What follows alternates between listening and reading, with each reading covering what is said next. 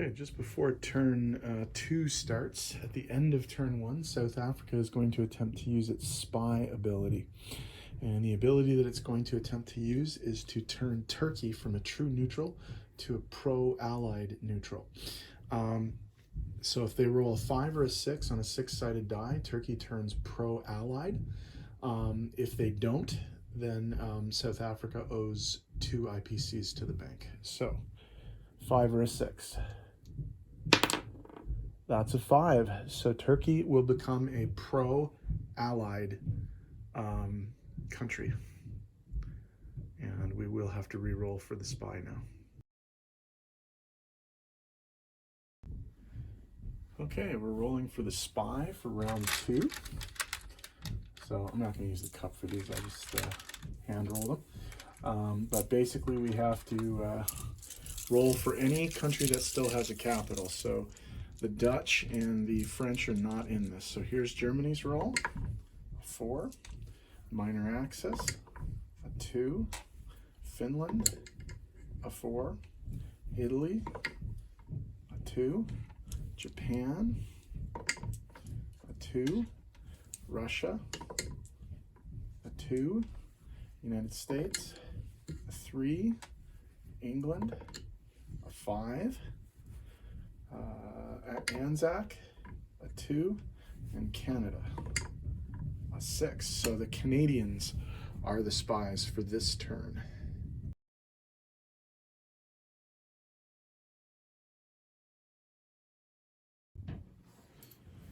Okay, this is turn 2 for Finland, minor axis, and Germany.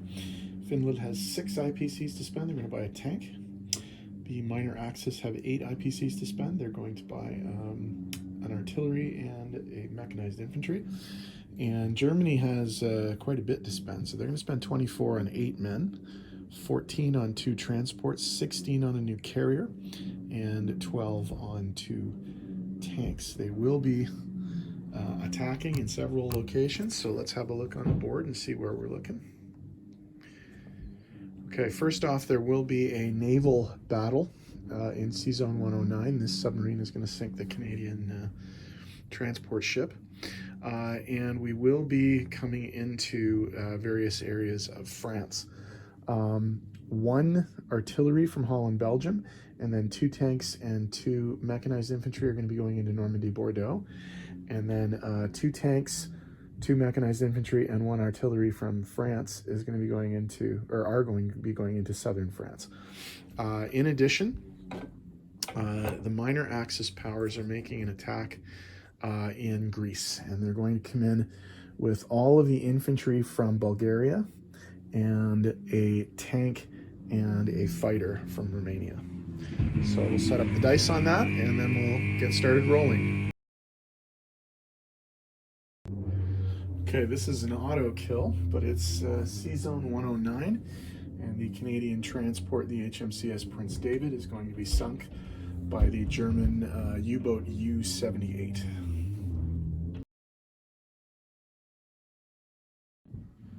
Okay, for the attack on Normandy, Bordeaux, the Germans are coming in with an unsupported mechanized infantry and a mechanized infantry supported by an artillery along with 2 tanks.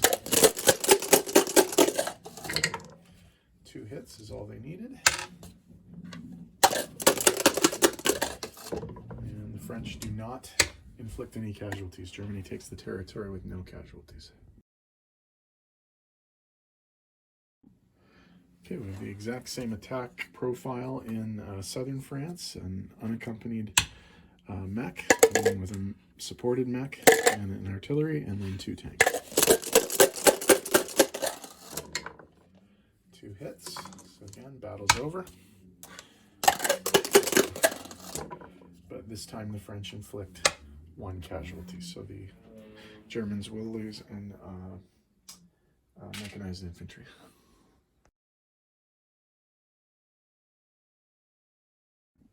Okay, we have some combined minor axis forces attacking Greece. The 4 Greek infantry are being attacked by 4 Bulgarian infantry, 2 Albanian infantry, an Albanian tank, and a Romanian plane. So 6 1s and 2 3s versus 4 2s. And we have 2 hits for the first salvo. So the Greeks have lost 2 infantry. 2 gone there. I think we'll lose 2 Bulgarians there. So we've only got 2 of these guys left. And 2 of these guys. So attacking them. 1 hit.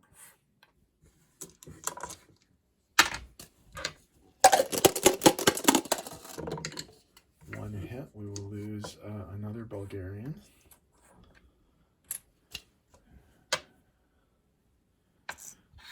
And we got this.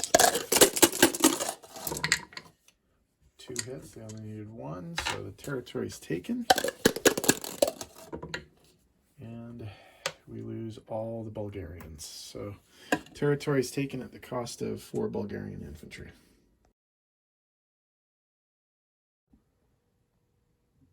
Okay, so non-combat. The 2 submarines in 110 are going to go to 112. Oh, sorry, there are a couple more names I forgot to mark. The Finnish mechanized infantry and the German artillery are going to go into Finland. The 2 cruisers and the transport are going to move from Sea Zone 115 to Sea Zone 113. We also have some movement over here. The anti-aircraft artillery from Holland, Belgium is going to go to Normandy, Bordeaux. The anti-aircraft artillery from France is going to go to southern France. And the anti-aircraft artillery from western Germany is going to go into Holland, Belgium. As well as the infantry and artillery from western Germany. The 4 mechs and the tank from France are going to move to Germany. The stuff that's in Germany, the infantry, is going to rail 2 to the Baltic states, and everything in Poland is also going to move up into the Baltic states. The artillery and the anti-aircraft from Germany are going to move forward into Poland. The anti-aircraft artillery from Slovakia, Hungary is going to move into eastern Poland. And the 2 tanks and mech from eastern Poland are going to move south into Bulgaria. One of the 2 infantry from Romania is going to move forward into Bessarabia as a blocker. The 2 infantry, 2 artillery from Yugoslavia are going to move south into Albania. The plane from Greece is going to land back in Romania. And I think I've actually covered all the movement at this point. So I'll tidy up the board and we'll come back with placement and money.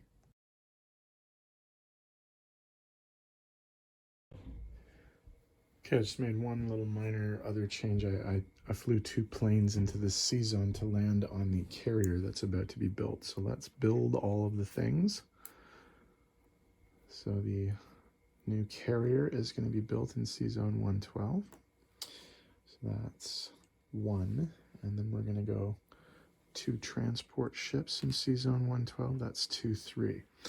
I can then build 6 infantry and 1 tank, which will be 10 in total. Into Germany, I'm going to put the 2nd tank. And into Holland, Belgium, I'm going to put 2 infantry into the military base that's in Holland, Belgium. In terms of Finland, obviously there's only one place where they can build, and that's their capital, so I will put their tank into Finland. And there's only one place where the minor Axis powers can build. There's a factory in Romania, so we will put the mechanized infantry and the artillery there. Okay, so in terms of money, the Germans are going to go up 2 for Normandy, Bordeaux, and 3 for southern France. And then the minor Axis powers are going to go up 2 for Greece. So if we adjust the board here, the Germans are going to go up from 28 to 33, and these guys are going to go up from 8 to 10. Now, that also means the French go down from 15 to 10, but they're not collecting any money right now anyway. Okay, so in terms of money, this is what we're dealing with. The Germans have a base income of 33, and they have 2 bonuses. They get a 5 IPC bonus for not being at war with Russia, and a bonus that, quite frankly, I probably should have given them last round. But if Norway and Denmark are under Axis control and Sweden is still neutral, then they get another 5 IPCs as well. Finland gets 6, and the minor Axis get 10. So that's where we are. So Russia's going to be next.